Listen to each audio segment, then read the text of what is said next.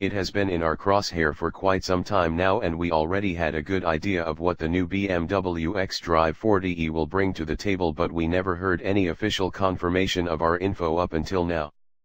Ladies and gentlemen, allow us to introduce BMW's first plug-in hybrid outside the i sub-brand.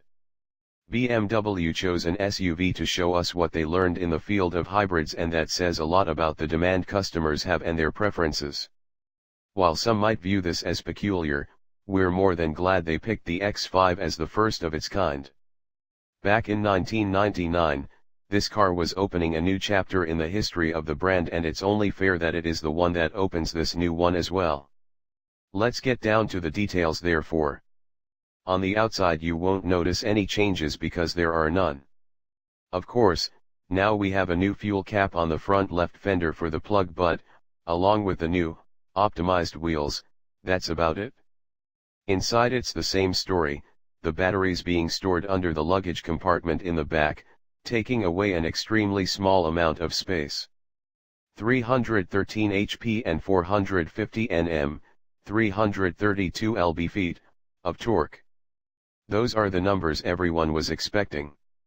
We've been trying to figure them out way before the official specs came out, but everything was kept so hush-hush that we couldn't find anything out.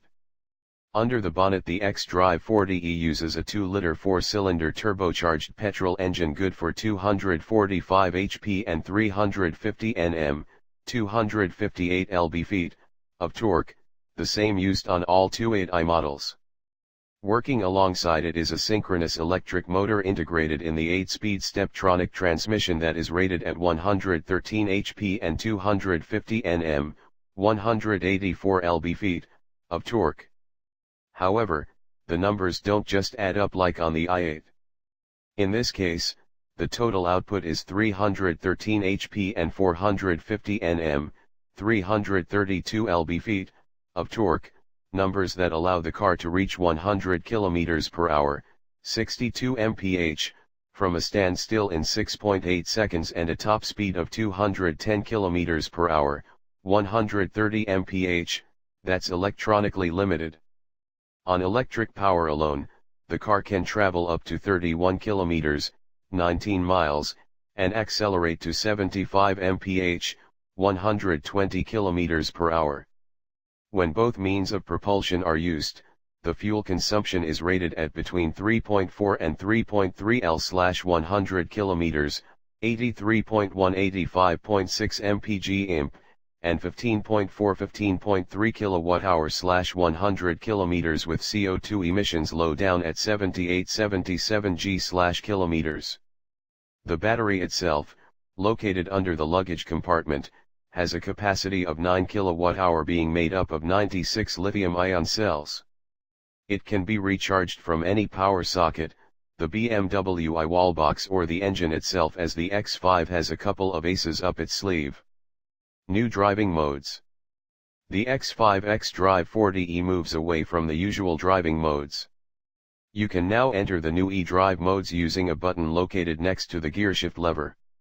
With it, you can enter Auto eDrive, Max eDrive and Save battery modes. In the Auto eDrive basic setting, the car is using the internal combustion engine and the electric motor. The electric motor alone is used for setting off with normal power requirements, while the engine cuts in at around 70 km per hour, 44 mph, or when the driver wishes to accelerate suddenly. Going into Max eDrive, the car will run only on electric mode, while the Save battery mode will cause the battery's state of charge to be maintained and replenished by various means, for example energy recuperation. The xDrive system is connected to the new navigation system that knows when you're going uphill, downhill or entering a crowded area. Therefore, an intelligent energy management function is offered as standard to feed data on the route profile to the powertrain controls. On highways, for example, the ICE is turned completely off, the electric motor taking over to maintain the speed without burning any fuel. Of course, almost all of the optional features available on standard models will be available for purchase, including the exclusive design worlds.